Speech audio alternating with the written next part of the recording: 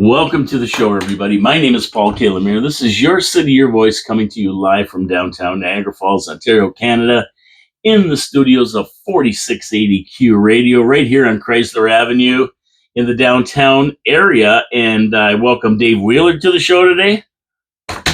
Thanks, Taz. And 9 times out of 10, when Dave's in the studio here, although we do other shows, Diamonds and Coal, which is coming up in another week and a half, and the Remembrance Day ceremony and certain things like that.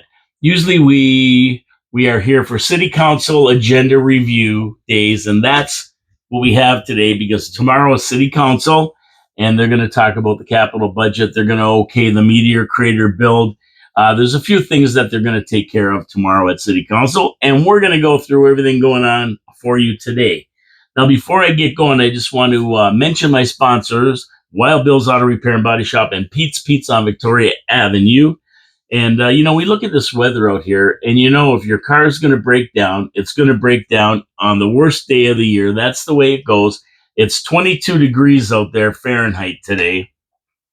It's cold enough to freeze the brass balls off a monkey. Is that what they say? Yeah. Freeze the brass balls off a monkey. And that's a British naval terminology when you had the cannonballs on a brass holder. They were all put on a brass holder, which they called the monkey, and the balls were iron. So when the cold, the brass shrunk at a faster rate than the iron did, making the holders too small to hold the balls, so they fall off. I like the way you represented that. Yeah, here they are. Like, it's 12 o'clock. 12, yeah. But, so that's when your car is going to break down. You don't want to be standing out in this weather waiting for CA or anyone. So what you do, you be proactive. You take your car down to Ken Hunter on Oakwood Drive next to the Kia dealership, Wild Bill's Auto Repair and Body Shop. You get Ken to go through your car, top to bottom, front to back, make sure it's running A1. He's going to check all your systems, including your battery, which came from Dave last time he was here. And he's going to make sure it's all running good for you. You're not going to break down. You're not going to be standing out in the cold wishing that you had listened to the guy on the radio. Wild Bill's Auto Repair and Body Shop. You can go to wildbillsauto.ca and check out all the services they provide, make appointments, and do all that kind of stuff. And Dave, while you're at wildbillsauto.ca, go to Calamere 4973. That's my channel on YouTube. Hit the subscribe button for Your City, Your Voice. Come on. We need more subscribers. We're at 194. We want to get to 200 before Christmas. Share it with your friends. Get out there. Subscribe. It costs nothing. It helps the algorithm. We get the show out there more. More people join. It's a big party. We have an election coming up in a year. We want to make sure we get the best council that voters can find, not that money can buy. Mm-hmm. Big difference. Yeah. So get out there. Get out there. Come on. Get to that channel and go crazy. Okay, Dave. We're going to get into the agenda in a minute. But first, I always forget to give Dave the chance to talk about his YouTube video or his Facebook video. He does a show every morning, at 7 o'clock in the morning with Peter Giblett. And we never talk about that, but he does a show. We overlap in some things with the city and that. They talk about affairs around the world. Dave, tell them about your show. I haven't given you a chance, and I feel bad about it. Well, it's just a general news show, basically, where we talk about, we try to focus on the Niagara region mostly, in Ontario and Canada. We also go overseas because all things in the world affects everybody else. So we talk about anything, sometimes interesting things in science or nature, but generally speaking, current events. And we opine on some of it. I try to stay centrist, but I wander at times, and I do go into the opinion zone, which is okay, I guess. But yeah, that's something very similar to your show. But there's two of us. There's Peter and me opining away. Anyway, so we don't have sponsors or anything like that. We generally get. It was surprising me the other day. We had 393 views. Beautiful. Which I thought was really kind of exceptional. In the early days of the show, when we took it over from you, we had our audience up to over 500 for a time. Then COVID hit, and that was that for a while. So now we are back up, but generally speaking, we have a uh, good little loyal following in the morning that listens to us and quite often tells us how wrong we are. Well, it's really good to have different shows with different perspectives on what's going on around the city and that, because at the end of the day, there's not only one opinion, and my show is mostly opinion. I give everybody my opinion, like it or not. These guys are a little bit more neutral than I am, maybe at times, but for a different perspective on what's going on around the city. I know Mike Cushman is a guy who listens all the time, and Mike isn't in. He's really into the environmental end of things, and he always comments and provides good insight. He's been on their show before because I do watch it when I have time. The mornings I'm usually getting ready for my show, so I missed it sometimes. So yeah, if you want a different perspective, you want to hear what's going on in the city. They have great people listening. I see the names all the time. Yeah, check it out. What is it? What time is it? 7 in the morning? Yeah, it's between 7 and 8 in the morning. And we would have moved the show back into this facility. However, Peter he cannot do an 8 o'clock show, and that's the only slot they had for us in the morning. It's on Facebook Live, right? Yes, it's on Facebook, and you can also, I guess, get it on YouTube later on. Yeah, mm-hmm. Yeah. Okay, great. So check in. I don't know what the show's called. Talking Niagara. Talking Niagara, yes. Yeah, there you go. We were originally Voice of Niagara, which you have, right? Which is Voice of Niagara. Your City, Your Voice. Yeah, Your City, Your Voice. Well, we had Voice of Niagara, but that we found out was too close to others who had similar names, and so we changed it to Talking Niagara. Yeah, I know. Somebody said to me, "It's Your City, Your Voice." What are you talking about Venezuela for? And I go, well, isn't Venezuela? I mean, it's a country, but they also have cities there. It could be their city, their voice. Who knows, right? It's an opinion from all over. This is the world is a smaller globe, figuratively speaking, all the time, and anything that happens is affecting us. Even the poor folks in Darfur are getting slaughtered right now by the RSF. That's money coming in from international places. It's disruptive. It will cost you money. It will cost us all problems because of disastrous wars like that. So in effect, it does come back to... It really does. It doesn't matter what happens in the world, in the USA. Anything outside of Canada eventually comes back to Canada in some form, whether it's support from the government sending billions of dollars away, or whether it's just in prices going up maybe a little bit, if something goes on with oil or something around the world. And indirectly, we don't notice it because who pays attention to Darfur? But at the end of the day, some of the money that we have to pay in taxes and everything else could be attributed to some of these hotspots around the world that Dave talks about and I talk about. Sure, they can launch into larger scale wars, interrupt economies and flow of goods. Yeah, just on the economic side. But when it comes to when this is all done, sooner or later, it's our obligation to put a lot of money into there to help the poor people of Darfur or other places in Sudan, to help them rebuild their lives. This disastrous war that's going on there. The whole idea, though, is you do talk about, you say about Venezuela, sometimes and of course we bring up Gaza, how much that's costing us, how much it costs the Ukraine is costing us, and all these things that they have to stop, some efforts to put for peace to stop this stuff from continuing on, because it will never stop if you don't put major effort into stopping it. Exactly. But we digress. Yes, we do. Because the show is actually about the City Council agenda review. This should be an interesting meeting, Davey, as there are several reports, and how the councilors will react to these different reports will dictate how long the show will be.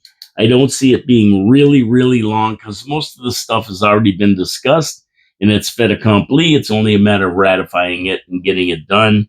So we'll move on to the City Council meeting. The next scheduled meeting will be in the new year. So this is the last scheduled meeting for 2025. The next one's January 19th, followed by another one on January 20th and January 27th, which will be the operations budget meeting. So what I would say is probably the 20th is going to be the top secret meeting they have, and the rules are laid down to them by King James the Weird. And then on the on this 19th, the 20th will be a regular city council meeting. At 27th will be a special council meeting to actually talk about the operating budget, and that's will be the whole meeting on the 27th. Okay, we start with the usual formalities.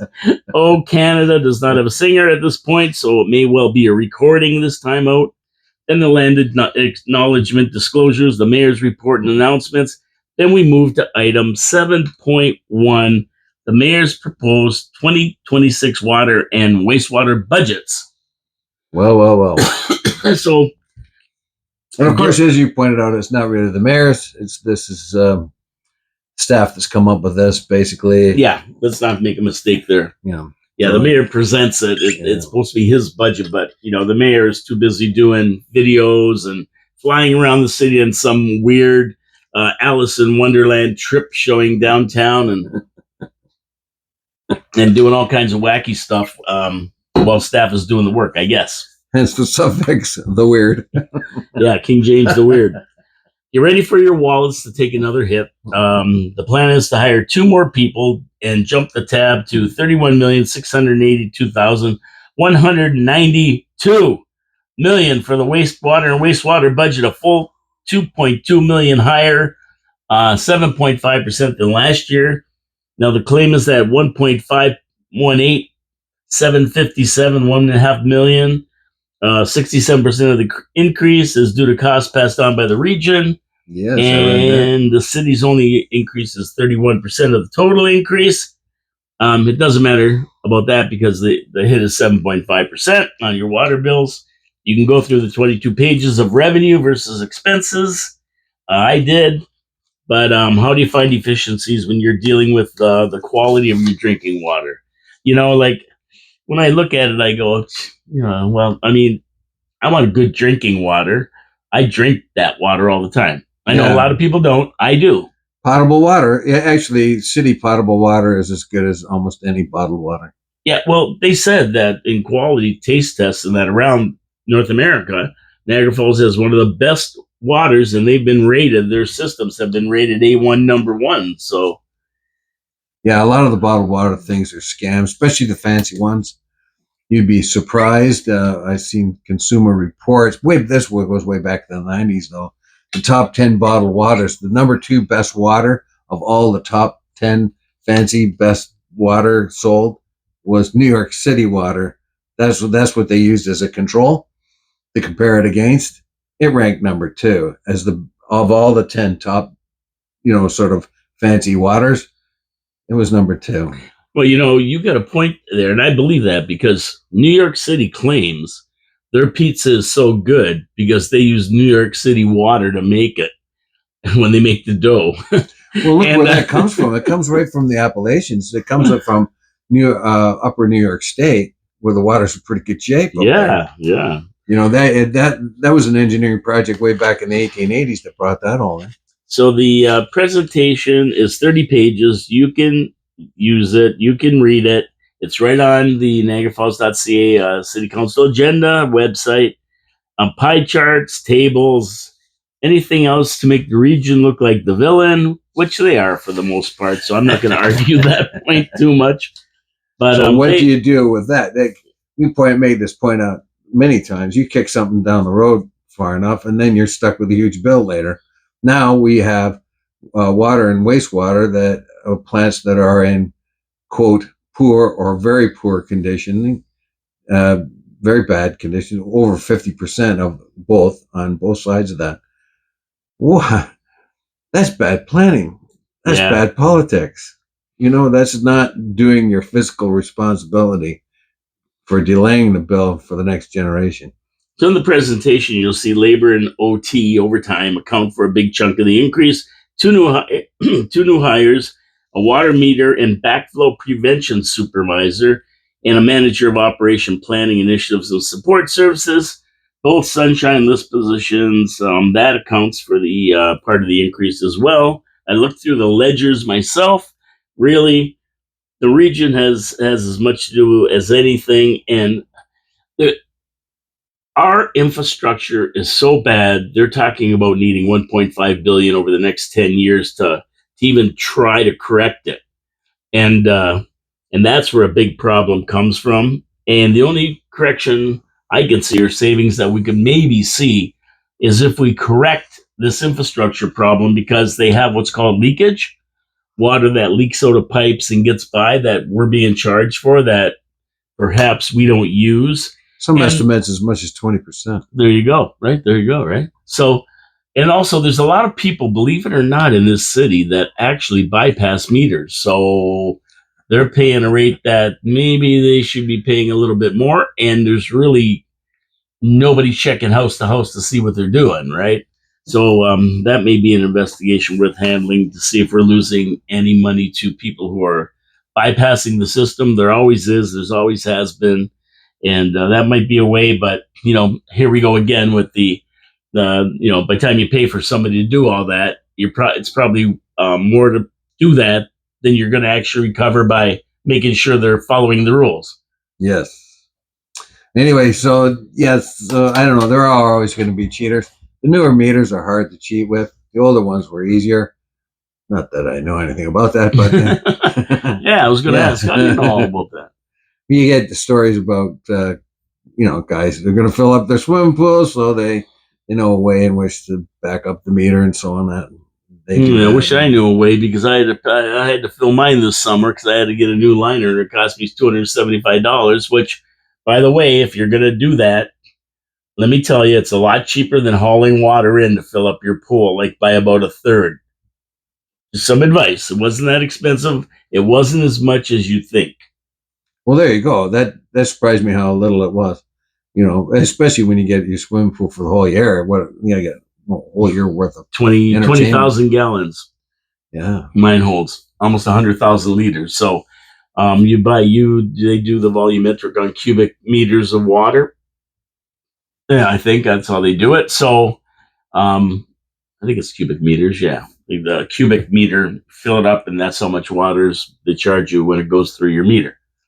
So it wasn't as bad as I thought. I thought it was going to be more, and I actually, the city's pretty good, really. They sent me a letter saying that we have noticed a huge increase in your water usage. You may check for leaks.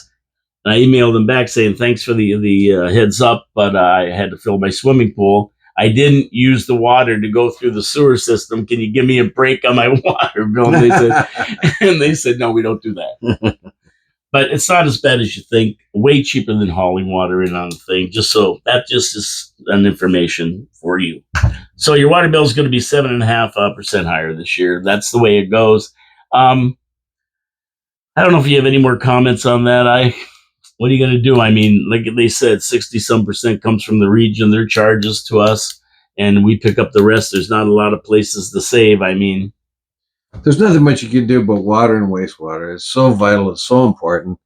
You can look at the contracting all you want. The region itself, in the news today, the region has decided to back off on a lot of its infrastructure payments, and of some of which is the water and wastewater, which is kind of a little bit disappointing. But on the other hand, they see a clear strain on the taxpayer, and they can't see just keep upping that for the next 10 years, which would make another 37% over that space of 10 years. Yeah, and we'll see what Region has to say about that at their meeting on December the 11th, because they're looking to perhaps deal with that in another way by not trying to pay it all back or get it all done in 10 years, maybe extend it and have a little bit less. We'll see. I got a comment here. I'm not sure who it's from, but it says, awesome. It's the game upper and lower tiers play with one another, finger pointing on both sides. This has been lagging for many years. We get wastewater bill from city, but it is generated by the region. How much duplicated administration in the region program to collect and clean water and treat sewage? It is the administration that is high, and I would say that's a very good comment. Very good. Yeah, I would say so too. Yeah. Well considered. Yeah, duplication of services is always a problem.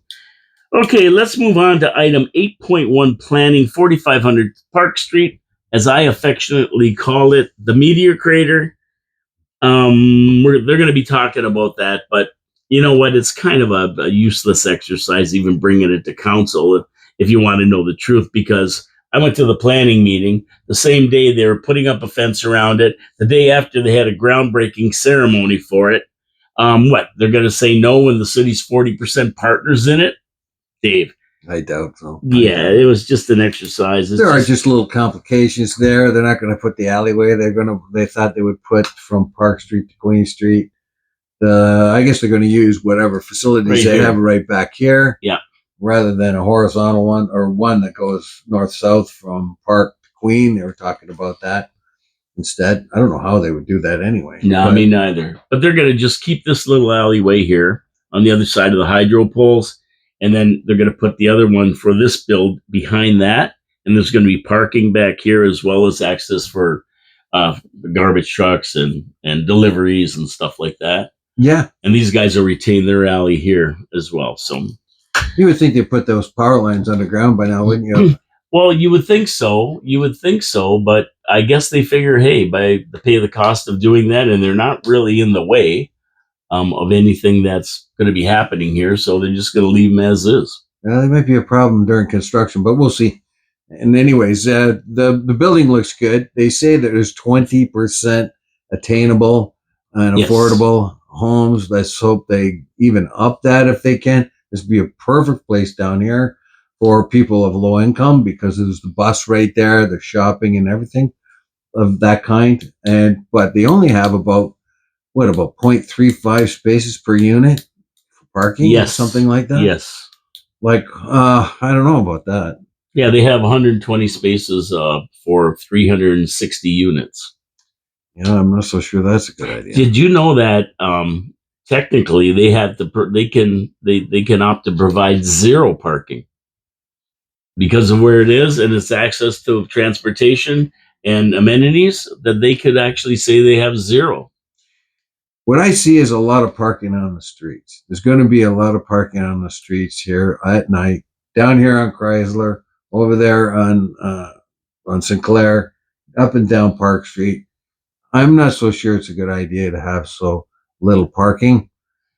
But anyway, it's nice to have that. But if you are going to fill it up or put a significant number of people who have low incomes, they're likely not going to have a car anyway, and the bus station's right there, so that's good. Yeah, well, they're going to have parking behind. Then the lot across the street, they're going to have one across the street too. And then they're going to build a big parking lot where Cataract Ice is on Park Street, and these people will be able to use that if overflowing. So they've got some so they did things they can do. They thought about it. I think they just figure the people who are going to be living there, not a lot of them are going to have cars and that makes me think automatically of student housing. Mm-hmm. Yes. So I don't know. We'll have to find out. We'll see. You can watch the presentation tonight. I already saw it when I went to the planning meeting. And the only questions I still have is who owns the land? How much are the taxpayers on the hook for? And because we're 40% owner of this project, if the project's $100 million to build, we got $40 million into it. We're 40% of it, right? Is the city going to ended up being part landlord? Yes. Okay. We're in the real estate company. You, my friend, as a taxpayer, are a real estate mogul. Okay. 40% of it is yours. I'm going to start. Okay, I'm going to collect the rent. That's right. That'll be my job. That's right. You're like the Trump of Niagara Falls. Now you own a big apartment building. Now we got to build some shopping plazas we can own too. Right? Am I going to go to war against the apartment building? You might. You never know. Is there a Venezuelan there? I got to go to war with them. Item 8.1. That was item 8.1 we just talked about. Anything else in the eights there you see, Davey boy? Zoning, statutory. Well, the consultant presentation, the statutory public meeting information report. on the community improvement plan. That's kind of interesting. If you look into that, it's talking about the community improvement plans and how that factors into city planning and all that. I wasn't really much aware of that prior to this, and the different phases of it. They're trying to take brown lands and tainted lands and trying to reconstitute them, bring them back into the fold. All kinds of. There's not just environmental. They're trying to up employment in the area. And so, if anyone wants to look at that, it's kind of interesting. I don't know how consequential it is, or how much money it costs our city. I don't know, but it's anyway. So I just thought that was interesting. Okay, are we at 9.1 Shark Tank? Shark Tank, yeah. Well, number I wonder one. if Kevin O'Leary's going to come up here. Well, number one. Listen, these guys yell and scream about elbows up in Canada. Why are they calling it an American name, Shark Tank? Why not Dragon's Den?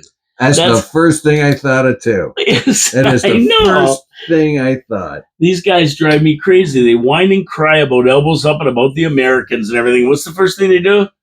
They use Shark Tank instead of Dragon's Den. Okay, I digress. Remember, Shark Tank was a copy of Dragon's Den. They had to come up with their own name. That's all. Right, exactly. And basically, what this is for everybody out there who wants to know exactly what the Shark Tank is, it's the old suggestion box made to look glamorous. Remember, they used to have the suggestion box that staff could drop suggestions in to make the city better and save the city money or whatever. Now it's just they're making it more glamorous by calling it the Shark Tank. They're encouraged to submit ideas to streamline and save taxpayer dollars with innovative thinking. If the idea is accepted that you put forward, any of the workers that work in Niagara Falls administration or different plannings or engineering, whatever, if their idea is accepted, they can go in front of the corporate leadership team. Dun, dun, dun. The Shark Tank. Yeah. Dun, dun, dun, dun. Yeah, who's going to be Kevin O'Leary?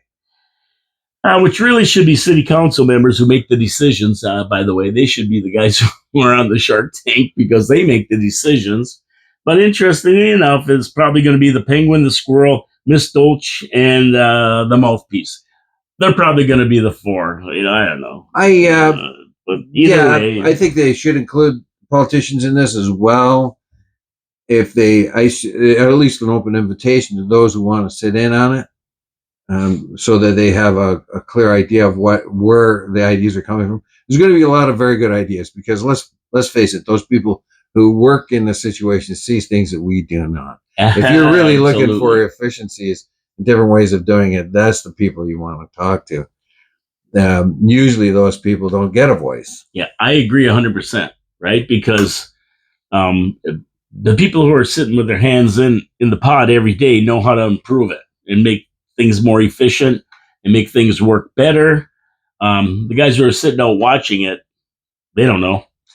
Ask them. This happens in factories all the time. The workers there come up with ideas to improve the manufacturing process. There's been a number of those in the steel mills, and a couple I could tell you here, but I won't get into it because we're talking about other things. But yes, you can come up with some ideas that will save things, make things more efficient, and even make our city better. All in all. Yeah, the really good corporations just steal those ideas and make millions off them and give the guy who thought of it nothing. I wonder if the city hall is going to give these guys anything if they come up with a good money-saving idea. I think that would be nice to reward them. Could be. You could have somebody like, if the mayor comes up with 15 winning ideas, you might wonder where they come from. The mayor? Yeah. 15 different winning videos, maybe. Well, I thought he might be stealing the ideas. That was the implication there.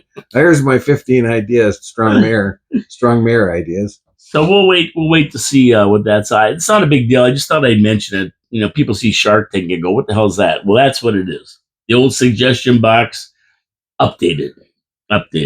Yeah, you got to make your case. There's a preliminary phase where they look at it and they see how, they of course cut out all the fluff and then separate the wheat from the chaff, and then decide of that wheat that they have come down to which is more relevant.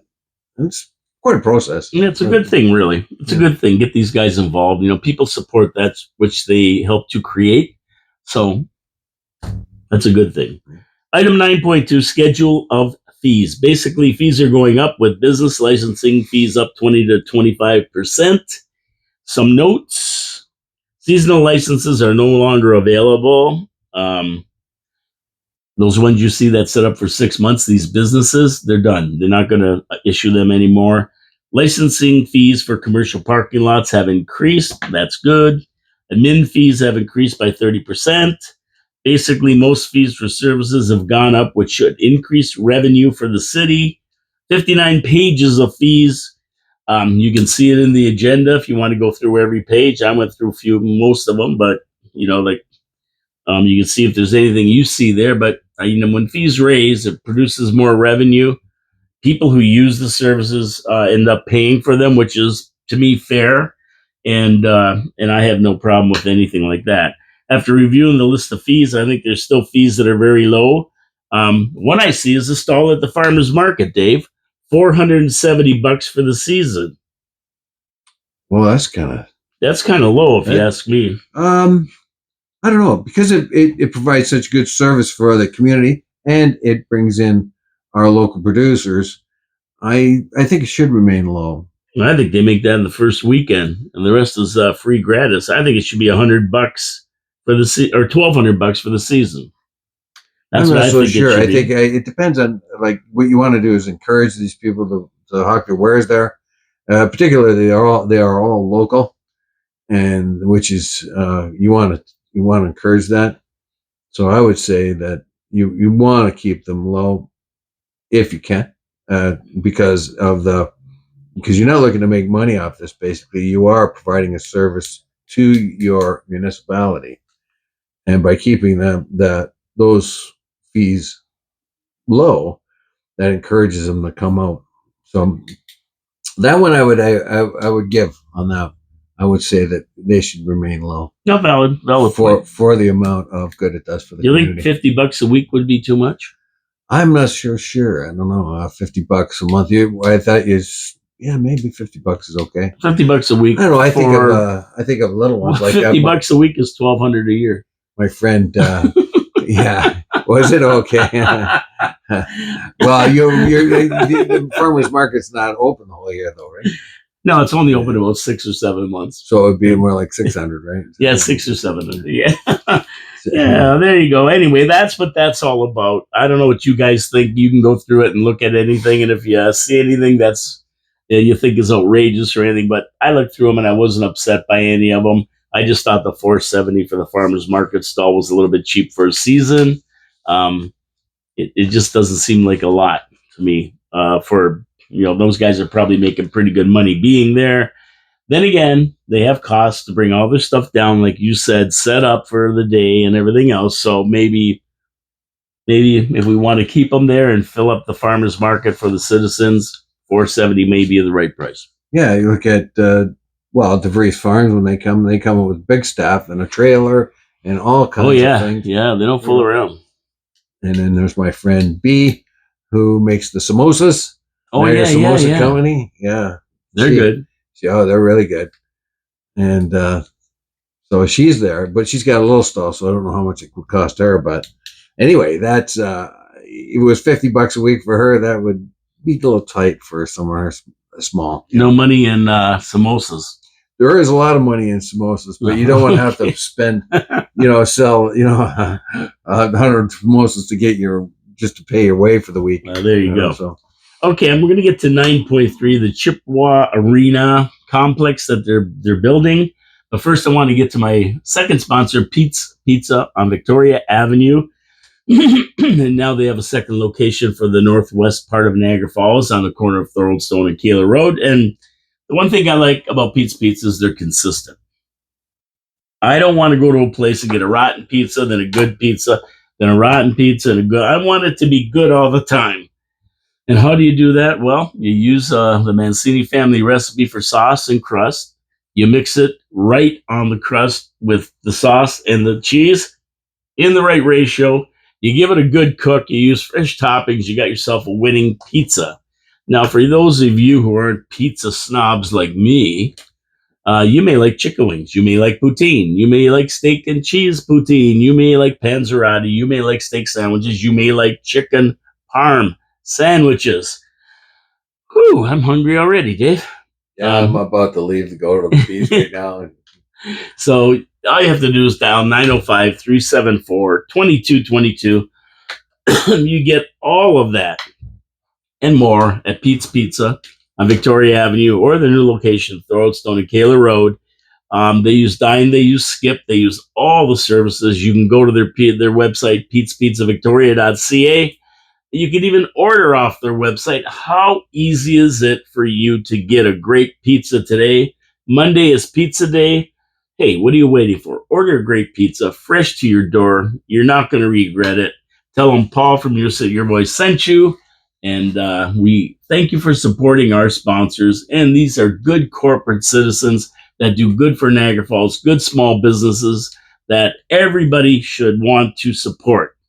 What's your favorite pizza again? Is the Great Canadian? I like that. Yeah, I like the Canadian with the crumbled bacon, pepperoni, and mushrooms. Oh yeah, cooked up just right. You can't beat it.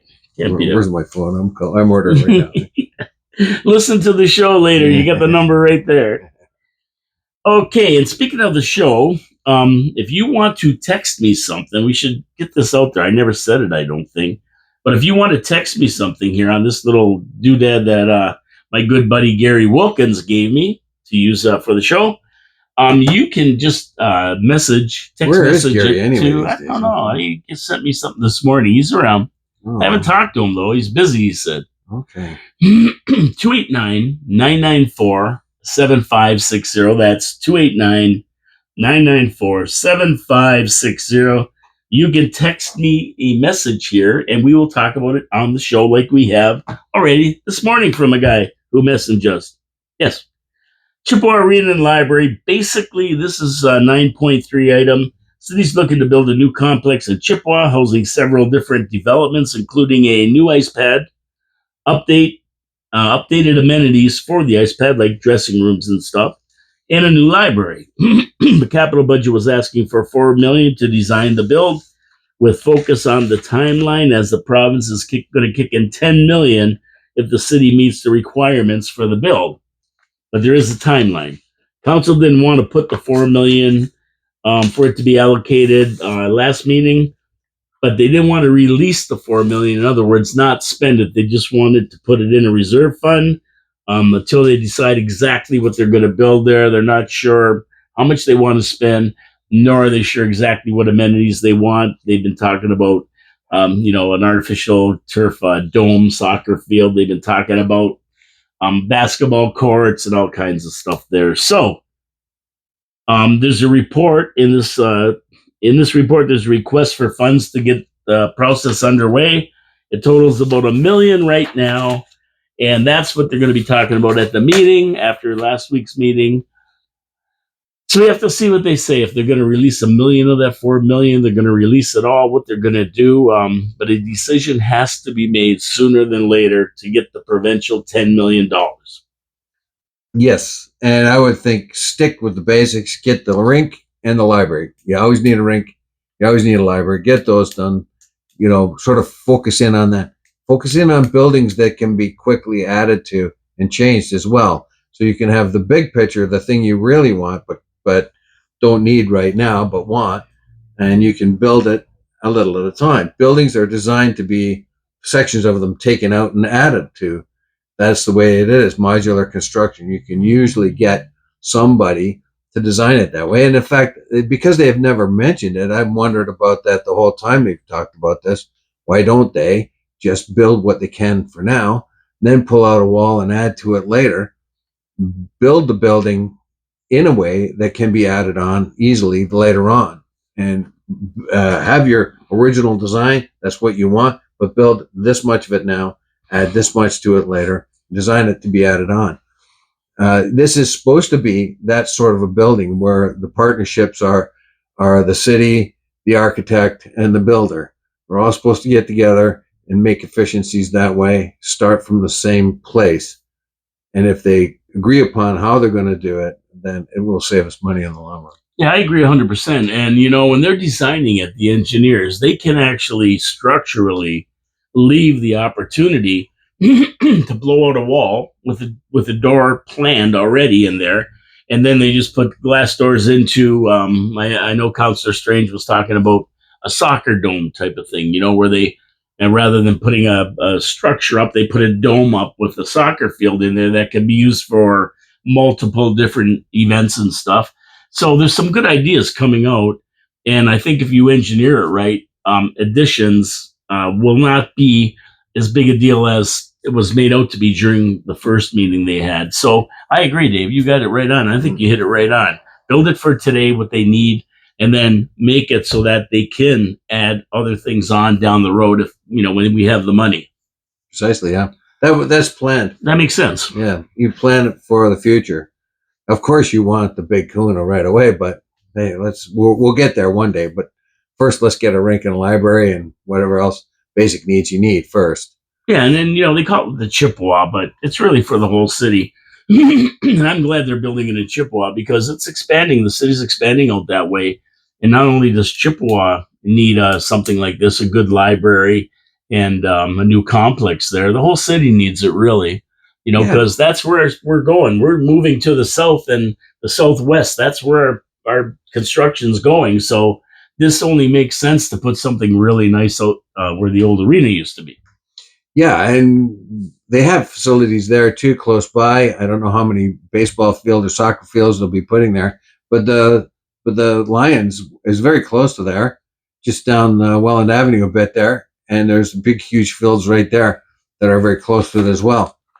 So, Makes sense. yeah, so you got a lot of sports activity, a lot of open fields for kids to play in, and older kids to play in. Yeah, we used to go out there and drink. Yeah, It was fields. we advise you not to officially. Yeah, I never said that. Oh, then yeah, okay. Nah, I thought it might not have yeah, been that was said. coming from the other room. Somebody said that. The next item I have is 11.1. You got anything between 9.3 and 11.1 there, Davey? Oh, let me look here. Claire. Well, surplus the fire hall. I thought that was a pretty good idea to hand it over to the Niagara Falls Music Theater Society. I thought that's Yes. a pretty good idea. But it left me wondering how that society is going to maintain and fulfill it. Although the city wisely put in provisions into the transfer, or will do, if they so it cannot be quickly flipped for more money. And if it is going to be sold, the city is the one that's going to be the one to take it back first. Good. So we'll see how they do. That's something I supported in the past and haven't supported lately. I like to go see a few more plays. So that's a good reminder for me. Yeah, and this reminds me a little bit of the Armory. They want to declare it surplus land and have the Armory guys take it over, but they just don't have the funds at the Armory, so they're giving them a year to make a decision. The Fire Hall Theater is an ongoing entity, and they do have the money to take care of it, and that so to turn it over to them makes sense. And they do have supporters that can keep the building up and everything. It's not such a big old building as I don't think the Armory. That's a big building, the Armory. Yes, the Fire Hall more Theater. Compact. Yeah, Fire Hall Theater is a theater. Basically, if they've taken the Fire Hall and made it into a theater. And yeah, so it's a much less complicated building, I think. Yeah. Yeah, so that's good. I'm glad they do that. Anything else you got between them and 11.1? Oh, nothing. I just the school crossing thing. They're going to take school crossings from one place, take them out, and put other ones where they need it, which makes sense. Mm-hmm. So those are the kind of mundane things that City Hall has to look at, but they do their job in those areas very well, I think. Yeah, they monitor it and understand what traffic is like, and where they don't need these crossing guards, they're taking them and putting them into places where they need them. And as the city grows in certain areas, and you get the migration of people from one area of town to the other, you need them where the most people are using them, and where it tends to be unsafe. These new roads are all 4 lanes in that, like Kayla Road and that, and it's a tough cross for anybody. Kayla, McLeod, in those areas. Wear something reflective at night, people. I'll tell you that, Yeah, because yeah. it's Be pretty safe. dark out there. Yeah. Okay, so I'm going to get to 11.1 if you have nothing else. No, that's good. That's Office of the Integrity Commission regarding Burdett versus Strange complaint. And if you read the 12-page report, it denies the claim by Jody Burdett as being frivolous and Strange is off the hook. My only question, what did this whole process cost taxpayers? That's what I want to know. I always want to know the money. Probably in the tens of thousands of dollars for the 12-page report. And I'll talk more about this on my show tomorrow. This really isn't what we're here to talk about. But it was denied, and whether you like it or not, it was denied by the Integrity Commission. And Jody Burdett did want to delegate tomorrow to answer these charges of launching a frivolous complaint. He wanted his chance because they did mention him in the IC report. He wanted to actually rebuke. Is that what it's called? Rebuke or Rebuke the rebuke. rebuke or whatever. Yeah. But He wanted, was rebuked, he and he's wanted going to to- rebuke the rebuke. yeah, he wanted the chance to have his say, Yeah. and they said no. They denied him his right to speak at city council. So I don't know what he's going to do now, but anyway, he won't be there tomorrow. I was waiting to see what he had to say. I knew he would have something to say. I'll talk about it more on my show tomorrow. Anything you see here that is... Well, it was a really lengthy report that the commissioner came up, so you know that they're going to charge you big time for that. And the commissioner said that he felt obliged to do it, and he also said that this was a needless expense, which come down hard on Jody there, or at least in between the lines. And I don't know. I don't know if he had to do that as much that he did, although he did come up with some complaints about Councillor Strange, how he had the fire hose brigade in there one time. Or he's brought up issues that he shouldn't have brought up. His own case in pending law for his domestic that he allegedly has had, all kinds of things of this kind. So there were some points there that the Integrity Commissioner could have zeroed in on and sort of sustain. Okay, well, there is an element of that will substantiate some sort of complaint against Mike Strange, but he's kind of dismissed it all in a rather wordy way. So I'd have to read it again, really, to see where he is. Yeah, it's the best for you guys out there to go to the City Council agenda at niagarafalls.ca and read that Integrity Commission's report and see what you think about it. I'll tell you what I think tomorrow. I don't want to be here all day.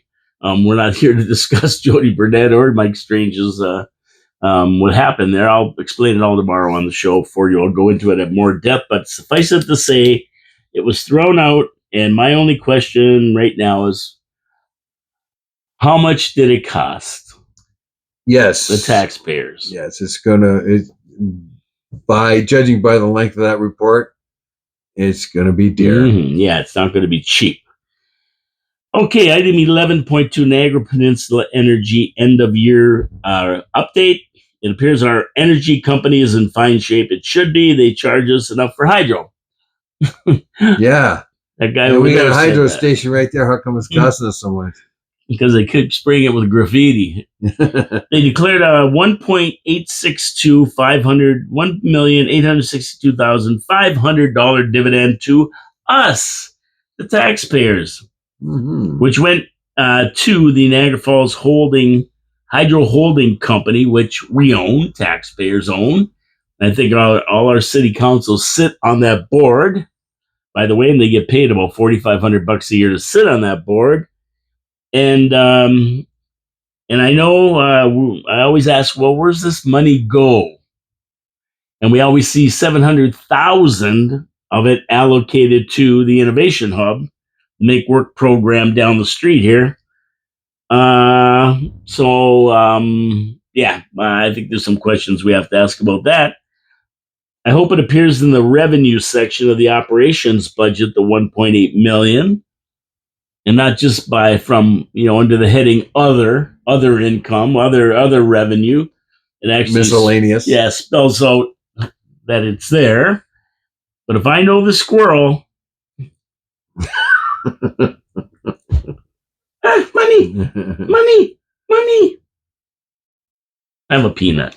Squirrel it away. They squirrel it away. It'll disappear into reserve funds somewhere, never to be heard from again until there's another $17 million walking trail that needs to be built somewhere in the city.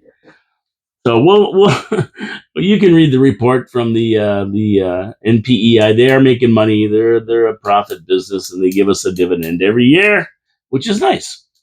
That's nice, yeah. And they give it to Pelham too. I think there's a couple owners of that. I think Pelham's part of it. West Lincoln's owns part of it. Niagara Falls owns the bulk of it. So they probably gave them a little dividendy poo as well. Nice.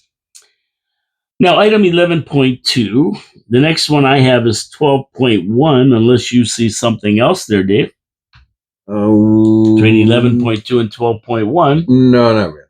No, I don't.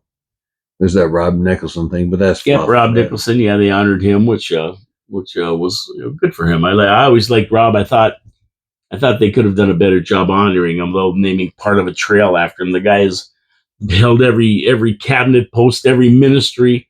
The only thing the guy didn't have in the Canadian government, federal government, was prime minister.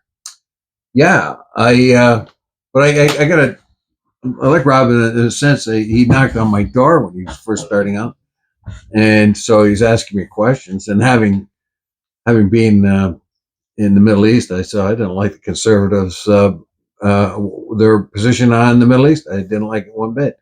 And he was surprised to hear that, and he asked me at length what I thought. And he was. I bet you told him. And I did. And he was, happy to hear it. He genuinely happy to hear it because he hadn't heard any of that before, So he says, "Okay, yeah." He genuinely listened to what I did. Also, he helped me out with a problem I had with Bogey one time. There you go. Rob was a great guy. He was a really good guy. He still is. He's still alive. I mean, I'm talking like past tense, but he's still there, and he's still a good guy, and he's well respected in the Conservative Party fold. And also, like I say, he held every cabinet position and every minister position. The guy, I thought we'd have a prime minister from Niagara Falls at one point in time with Rob Nicholson. So there you go. I think, me personally, I don't think he should be honored with a piece of a trail. I think he should have got a building named after something more. Maybe the street he lived on, Rob Nicholson Way, or part of Valley Way, because he lived down that area. I just thought there should be a little bit more for a guy who was so important in the Conservative Party from Niagara Falls, much like Judy LaMarche was in the Liberal Party. I don't know. I think a lot of public servants, and if you think of it yourself, do you really want to have a whole lot of credit? The people voted you in to do a job. You did that job. You did it the best you could. You may have scored a couple of wins along the way. That's good. But I think a lot of these people don't think they'd rather stay under the radar, you know what I mean? And not be, somebody like Terry Fox, yeah, you want to do it. But to a politician or something, I'm not so sure. Yeah, I know he probably wouldn't at all. Yeah. I just think if you're going to do that, he had nothing to do with this NS&T trail being built. I would rather see him maybe get honored for something else that he did for Niagara Falls that had his name written all over it because he was the one who brought it up in the feds and got it done or whatever, right? So I don't know. I just thought it was pretty. I think it seemed to me like they were just trying to push this NST trail, which was a waste of $17 million, and they kind of pulled Rob Nicholson in to make it look like it was a big deal or something. And I love Rob. I went to school with his wife. I know her from public school, and Rob's good friends with Liz's family and everything else. So it's I thought they could have done better for him, but that's just me. Now if you didn't know him, maybe they'd say, well, that's pretty nice. Mm-hmm. That's just my thing. Item 12.1 is the next one I have. I don't know if you have anything between 11.2 and 12.1. No, I don't. Okay. So 12.1 is free 2-hour parking on Queen Street until December 31st. I'm sure that council will approve this, and I think it's a great idea to get people down here shopping because a lot of stores down on Queen Street, and they deserve our support as well. And free parking just makes it all the better for them to get down here, park, run in, and grab something nice for their family or whatever they need, and celebrate Christmas. And until December 31st, you'll be able to do it. They'll probably have Boxing Day sales down here, I would imagine. Yeah, Most they people could do. too. Yeah. Hmm. So I would say probably that's a great idea, and I don't know who came up with it, but it sounds good to me to the end of the year, and hopefully people come down and appreciate it, use it, support the local businesses down here, and have a good Merry Christmas. Yeah. Go into the restaurants, do a little shopping. Yeah, yeah. Yeah. Walking up and down Queen Street today would be nice. So it's chilly out, but the sun's out. Yeah, beautiful day out there today. So there you go. Free parking for anybody who wants to. And I'm sure council will say okay to that. I'm sure they will. And that's about it for the agenda, Dave. There's really not much. It shouldn't be that long unless there's some big discussions about stuff. Other than that, or grandstanding, or people getting up and just talking to hear themselves like usual. At $1,600 an hour, we don't want that happening. So sit down and shut up. That's what I always say. Yeah. Yeah, I really don't do any grandstanding. Well, what's this? There was some kind of pumpkin thing though, as a hotel one. Well, thing. I didn't want to talk about that. I'm going to talk about that tomorrow. Yeah, she wanted some pumpkin awards, and she doubled down on it now with some other. I don't know what the. I don't even. I'll talk about it tomorrow because I just get too upset. The show will go on for another hour about me talking about this kind of stuff. I'll talk about it tomorrow and give you the lowdown when I'm here tomorrow on my show. Yeah, that'll be a little bit. That'd be kind of neat, because I read that pumpkin. I think, what? It was to improve the community's creative abilities by having a pumpkin contest. Whack job. I'm going to tell you.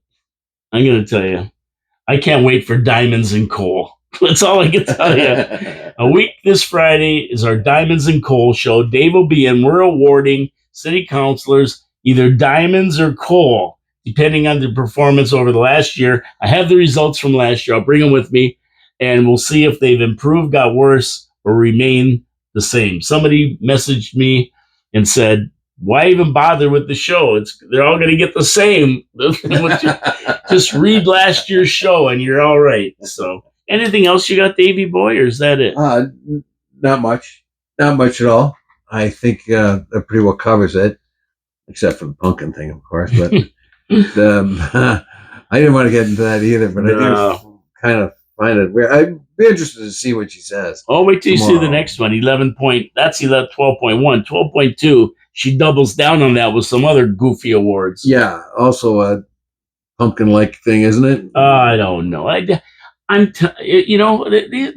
They have so many important things going on. We got the capital budget. We got the builds. We got planning. We got the operations budget coming. And she's worried about giving out awards for pumpkins. I just don't get these people. If nonsense made a good counselor, they'd be the best. But it doesn't. It doesn't. They got to be working for us. Instead of worrying about pumpkins, save us some money. I don't get it. I just don't get it. And that's why we have elections. And that's why I'm going to be pushing big time to replace a lot of these counselors. I'm giving you I'm tipping you off for what's coming in 2026. Yes. Well, I wonder who will step up. We said John Ringelbeam will still want to be the mayor. Well, he said he wanted to run for mayor. I don't know. And I heard that's a tall hill to climb. I saw another guy, Dan Giancola, who said he wants to run for city council in Niagara Falls. He was on Facebook.